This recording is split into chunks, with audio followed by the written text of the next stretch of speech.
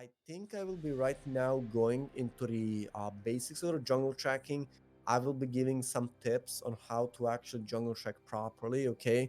But knowing how to jungle track properly will obviously stem from the previous knowledge of, us knowing what is the category of the enemy jungler? Who are we playing against? Are we playing versus a really strong jungler?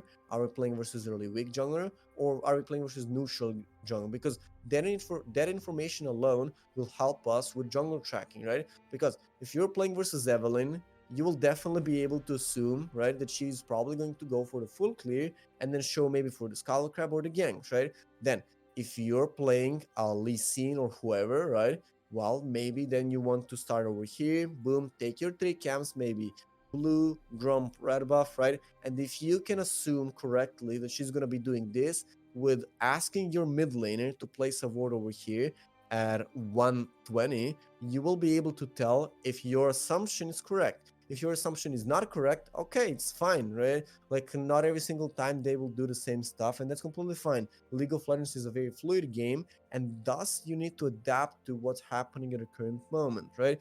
But in order to jungle track well, the first tip that I want you guys to remember is 120 ward that you can ask your mid place at the enemy raptors. I don't care if it is here or if it is here, depending on the team that you are, if you're a blue team or if you're a red team, but that's something you need to pay attention to.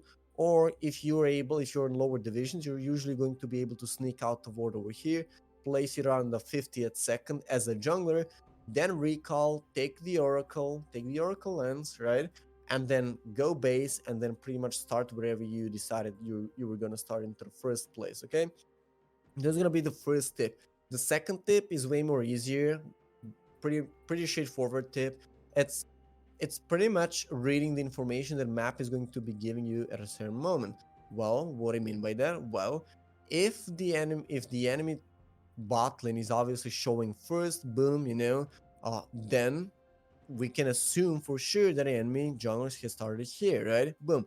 That this is a pretty easy one, but you guys might ask, what happens when actually they fake it, right? What if they fake it, right? What if they just, show it both lanes show at the same time? Well, that's when it comes to your camera control, where you will need to click specifically over there and see for maybe enemy Alistar who might be missing some of the mana, right?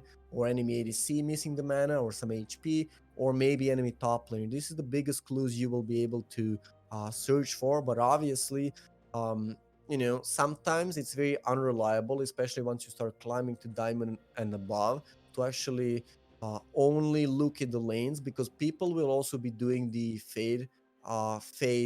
sorry, not fade, but like fake leashes, right? This is what I used to do when I used to playing Challenger and Grandmaster, and I had a support. Let's say, he was here and I was starting red buff. I was always telling my Alistar, my Blitzcrank, to tank at least one over here, even though they didn't leash me, right? But once he comes here, these guys will ping that, I'm starting here. And if I'm starting here, which I'm not, I'm actually starting here, they're gonna be pinging that I'm starting here, which means, by the time they think I'm on the red buff, they're gonna be pinging over there. This guy, enemy mid lane, is also gonna be laying down the wards here, enemy top lane here. Even though I'm going to be able to end the bot set, and then pretty much finesse them, right? And then they will be playing more aggressive because they will have a fake sense of security because they thought I was gonna be top lane. And this is very, very smart thing to do once you start climbing, because they can never tell, even though you got leashed here, but maybe your Aurelia just did autos. If your Blitzcrank, took one auto from the blue buff, these guys will automatically think that you got leashed in blue buff and that you're probably gonna end up top lane. And this is super important in hard divisions where kills happen very rarely. Once you're in lower division, nobody pretty much knows the rules or anything of jungling, of laning, or anything such as that. So you guys will be able to, be able to track pretty much just looking from the lane who comes later, right? But for anybody in hard divisions, I highly recommend faking the first clear, faking the first leash with asking either your top laner. It can also go vice versa, right? You can always, if you're starting here, you can always ask your top laner to come at the same time as your bot side, and then maybe get hit by blue buff once, and then walk into his lane. This guy will be spamming out of his mind that, you as a jungler start blue and you're pathing towards the red side, even though you're going to be pathing towards him. Once again, he's going to have a fake sense of security, which is going to, you know, bring you an opening to actually make a successful gank, and with him being surprised.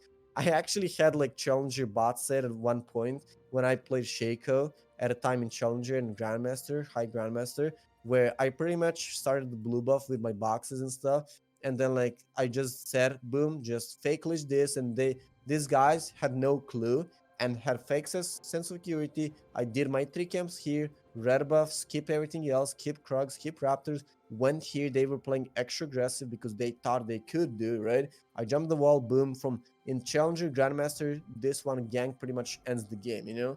So yeah, this is why I'm stressing so much on this, and for you guys to kind of remember it. Okay, so this is something you need to be paying attention to, especially when it comes to um, basics of jungle tracking.